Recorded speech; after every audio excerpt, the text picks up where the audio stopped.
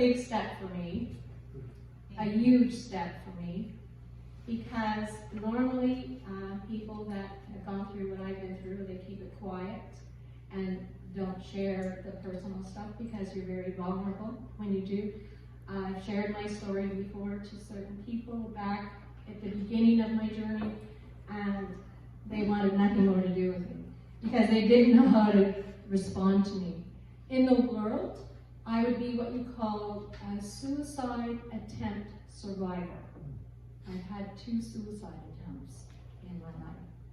So I'm stepping out and sharing with my family because I know you all love me. Now I shared at cooking night last December the 10th, not this past December, December before, and I shared with the girls because I knew that they would understand, and that, you know, like I knew they would accept me still.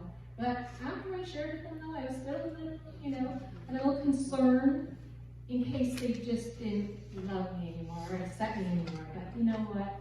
They love me more because of what God's done for me, and I know everyone here will be the same. And I know this is just the beginning of what God wants to do in my life, in the future, in the world, because you know there's so many suicidal people. Like I hear every day that I can't just sit back and not do anything. I have to let people know that, you know what, you can be excited. You can have the joy of the Lord no matter how far down you are.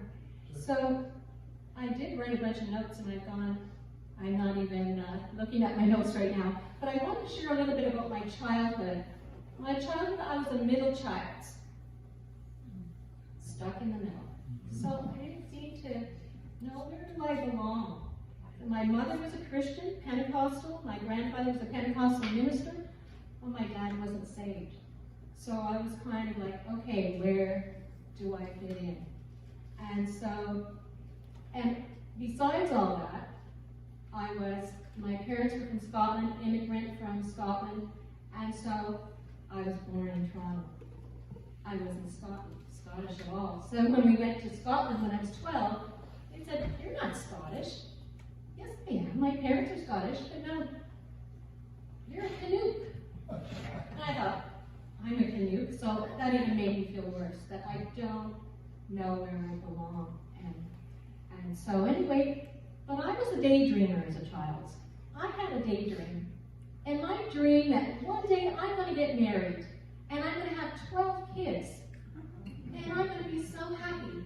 He's going to rescue me, and and that's where I'm going to, have it made. So as a child, all the way up, all throughout my life, that dream never left me. I'm still a dreamer. So anyway, the Lord had a little bit of work to, work on me, and I was never a patient person. I wanted everything now. Not tomorrow, didn't even exist. I wanted it now. So that was another thing the Lord had to work on me, is my patience.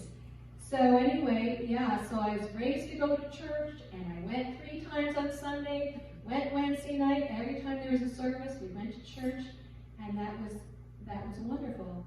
But the thing was, I went to church, but I went through the motions. I knew how to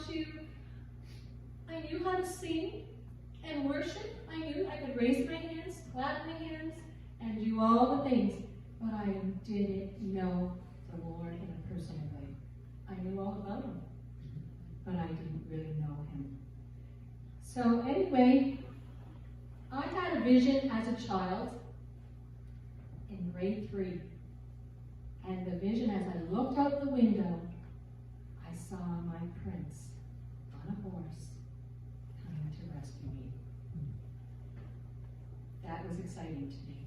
So I lived on that vision, on that dream, as I said. So it was really exciting to do that. But at the age of 17, my dream became a nightmare. We were engaged. I met with this guy for 3 years. We were engaged to be married. And he left about 2 weeks before the wedding. Invitations were sent out and everything. And then I got into the world. I didn't know God. I didn't know His power. And so I just got into the world, started drinking, and took an overdose of sleeping pills while intoxicated. So I fell into a coma. My friends had found me just in time, and they rushed me to the hospital.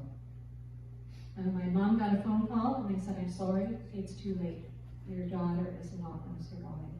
Because they checked my blood, and it was all the drugs were already in my bloodstream, and they said there's no hope. Her organs are shutting down, and she's only got hours to live or whatever. And so my mom went right to the hospital, stood at my bedside, and she prayed, and she prayed. And she knew I was living in sin. She said, "God, you can't take her like this. I have to know that my daughter is going to be with you. If you want to take her, I have to know." Well, it would be just 5 days later, my eyes started to flutter. I started to come back, and that was a miracle. I opened my eyes. I felt Jesus in my heart, and I saw my mom, and I said, "Mom, I just want to go home." I had left home, and beforehand, and I said, "Mom, I just want to go home." So through that experience and over the years, I've learned that, you know what, if you have someone in a coma that you know of, you can pray on their behalf, because I experienced it. I felt Jesus in my heart when I came to, and I couldn't speak for myself. So I want to encourage you on that. So anyway, I received my miracle. Did it bring me closer to the Lord? Well, not really. I kept going to church and going through the motions and everything.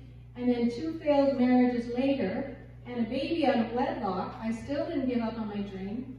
And then I met a man from Newfoundland. I thought, this is it. Usually it is. This one wasn't, but yeah. But anyway, so I met this guy. We were long distance relationship for a year. And then I decided, well, he proposed, of course. So then I decided I'm going to move up to Newfoundland with my little son. I was a single mom. I had 2 older children that were stayed back home. I moved up there. I sold everything. All I had was a car. I sold everything to go there. And guess what happened? A few days later, he said, "That's it. I don't want you anymore." He dumped me after I sold everything and I had, and that was it for me. I gave up. Totally. I even said to God, "Why are you allowing this to happen to me? And why didn't you just take me when I was in a coma?" That's how far gone I was, and I just gave up on everything. I said, "That's it.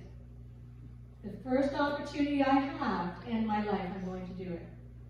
So I knew I had my little boy. I'm stranded on the island. I didn't know where to go, except, well, I did go to the government. We are part of Canada, so they helped me out. I found a place. There was this old couple that, had given me a house to rent, and that so that made it easier, but I still was not in good shape.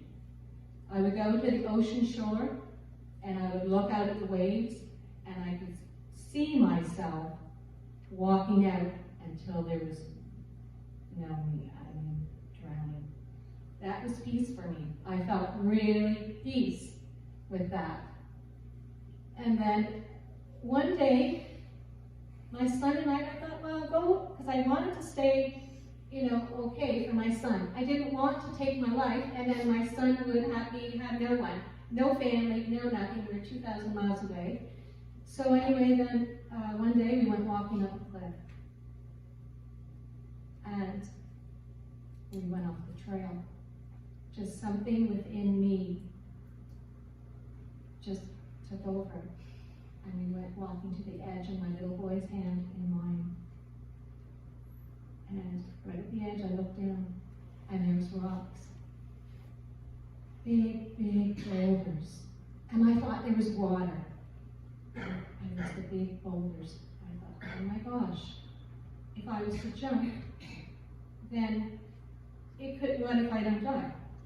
The suffering, I don't know, right? It's a rock. So as I'm contemplating, looking down, my little boy said, "Mommy, you weren't going to jump, were you?"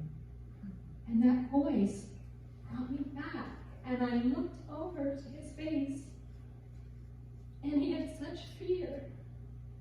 And that's what really brought me back to my senses, because at that time I had lost all, sense of where I was, who I was. And so then I just grabbed him and we went back to the trail. There was a bench there, and I just said, honey, Mommy's going to be okay. Don't worry, Mommy's going to be okay. And I gave him a big hug. And then, but you know what? The Lord used my little guy to rescue me at that moment.